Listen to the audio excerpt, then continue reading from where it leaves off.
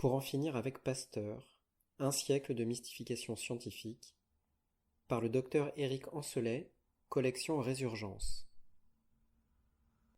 Ce livre est dédié aux enfants passés, présents et à venir, à Jérémie et à Anaïs qui nous ont aidés à parcourir ce chemin. En 10 ans. Voici 10 ans apparaissait la première édition de Pour en finir avec Pasteur.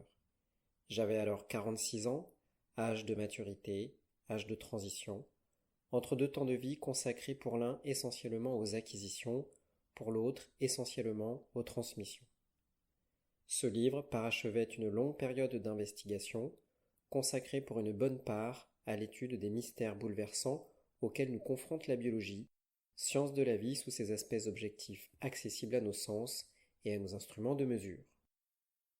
Il semblerait que ce livre ait suscité tout au long d'une décennie un certain intérêt, et même un intérêt certain chez un nombre conséquent de personnes responsables, curieuses, sensibles à la complexité des interactions biologiques et psychologiques, surtout ouvertes à une autre vision d'un monde dont l'impermanence est l'unique caractéristique immuable. Ce livre a sans doute permis à certains de clarifier leurs intuitions, à d'autres de percevoir autrement ce que la pensée unique ne savait décrire que dans les termes d'un éternel combat de tous contre tous, et notamment entre les êtres les plus simples, les virus, et les êtres les plus complexes, les humains. Aujourd'hui, cet ouvrage est pour moi achevé dans son fond comme dans sa forme. Il peut être lu et relu tel qu'il est, pendant 100 ans de plus s'il le faut, car l'essentiel n'est pas l'apport d'une nouvelle vérité révélée qui viendrait en remplacer une autre, mais l'éveil continu des consciences à l'infinité des possibles, à la multitude des chemins à parcourir, les yeux et le cœur ouverts. Si l'un des buts de ce livre est d'éclairer, Jung dirait traverser l'ombre, le thème principal de cet enseignement est une éthique de la liberté, l'acquisition de la capacité à discerner ce qui est juste ici et maintenant, la recherche raisonnable du bonheur pour tous. Depuis l'apparition du Pasteur, j'ai abandonné l'investigation systématique de ces systèmes biologiques intégrés que sont les systèmes nerveux, endocriniens, immunitaires et microbiens. Ce quadruple système est le fondement biologique d'une saine présence au monde, une présence toujours ajustée aux circonstances.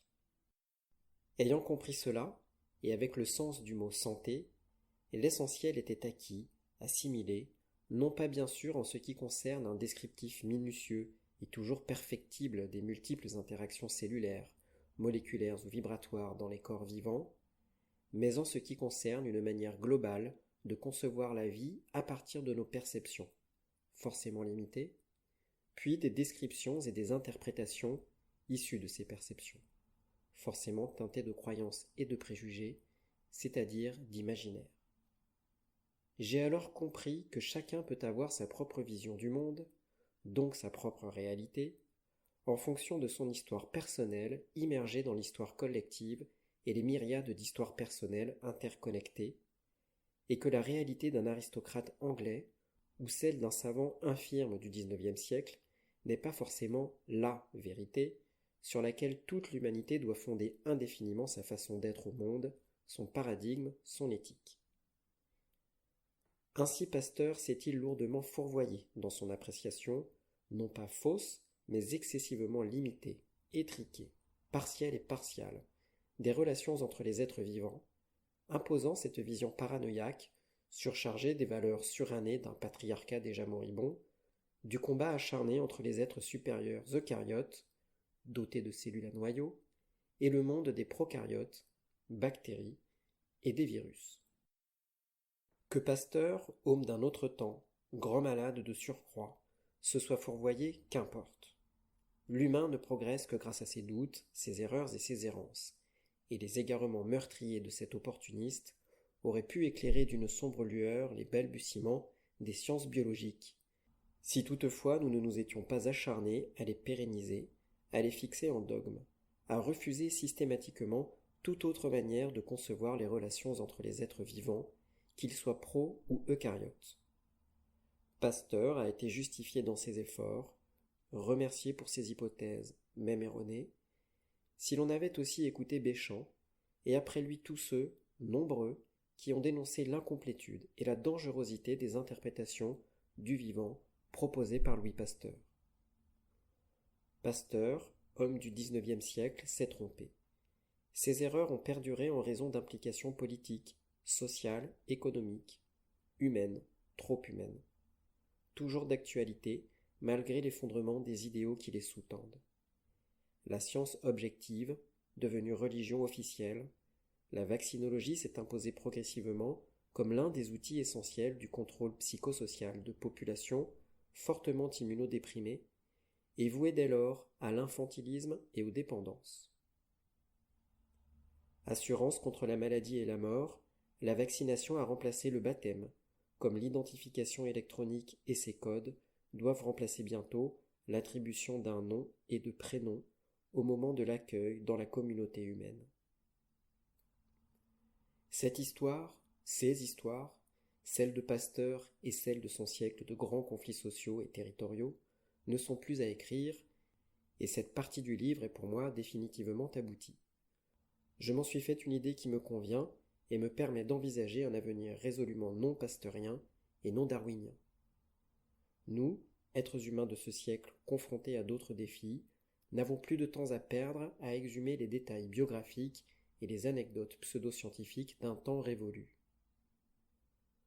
Concernant la biologie, l'observation des phénomènes de la vie, l'appréciation des relations entre les êtres vivants, puis leur description et leur éventuelle interprétation, les choses sont infiniment plus délicates.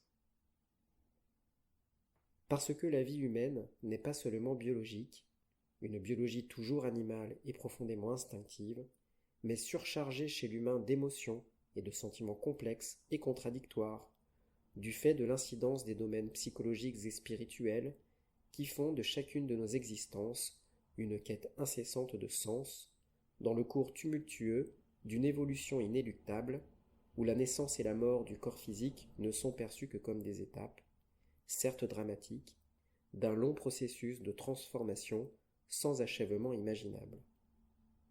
Quel est le sens de la vie ? Pour Darwin, celui d'un éternel combat dans lequel les forts mettront à mort les faibles jusqu'à la fin des temps, jusqu'à ce qu'il n'en reste qu'un et que « je », bien sûr, soit celui-là. Pour Pasteur, cette idée insensée selon laquelle virus et microbes ne sont que des prédateurs aveugles et seuls responsables de maladies, par ailleurs totalement dépourvues de sens dans la biographie humaine. Peut-on raisonnablement pérenniser de telles sottises ? Le mot sens évoque une direction, une signification, mais aussi une sensibilité, voire une sensualité dans la perception du monde et des autres vivants. Le sens nouveau proposé par ce livre est celui-ci. La multitude des formes vivantes n'est plus perçue en compétition, mais en interaction symbiotique et évolutive, donc en coévolution et non en cohérence. Cette cohérence, ou cohérence, est ce qui donne réalité et sens, puissance et fluidité à l'ensemble du processus évolutif. Le hasard attribue à chacun une histoire signifiante, déchiffrable, car reliée, connectée à l'ensemble des histoires par du sens. Tout événement bouleversant, comme un accident ou une maladie, peut alors prendre place dans un ensemble cohérent, perçu comme une crise nécessaire, une étape significative du parcours évolutif qu'il nous est certes possible d'éviter si nous agissons avec présence et lucidité, ou bien de traverser avec le courage que donne le sens des responsabilités individuelles et collectives. Ce sens donné par des consciences plus éclairées à l'évolution du vivant n'est pas forcément la vérité, mais une réalité partagée qui nous permet de cesser tous les combats, extérieurs et intérieurs, et de vivre mieux ensemble, plus harmonieusement, avec moins d'égocentrisme et une vision plus intégrée des relations entre les êtres vivants. C'est ce que propose ce livre en forme de nouveau paradigme, grâce à une approche métabiologique du réel. Ce qui est proposé ici concernant les virus et le système immunitaire, leur structure dynamique et leurs fonctions extraordinaires de médiateurs intelligents entre les êtres, demeure un ensemble cohérent et fonctionnel pour la compréhension de ce que sont la santé et les maladies, leur origine et leur sens, les possibilités de conforter l'une et de dépasser les autres, selon les impératifs existentiels des différents moments d'une vie. C'est le